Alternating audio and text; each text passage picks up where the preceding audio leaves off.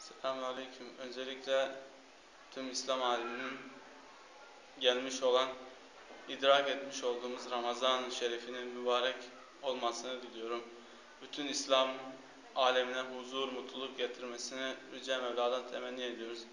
Elhamdülillah camimizde bugün ilk teravih kıldık. Maşallah yoğunluk bayağıydı. Elhamdülillah bayağı bir insanların katılımı oldu. Bu da gösteriyor ki İslam aleminde gelişme oluyor. İslam alemindeki büyüme elhamdülillah gün geçtikçe artıyor. Kardeşlik artıyor.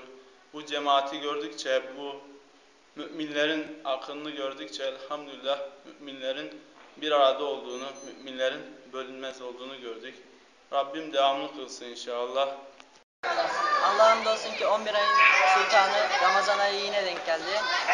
Allah bize bu ayı lütfetti. Tüm İslam alemimizin Ramazan ayı kabul etsin. 11 ayın sultanı Ramazan geldi, Ramazan ayı.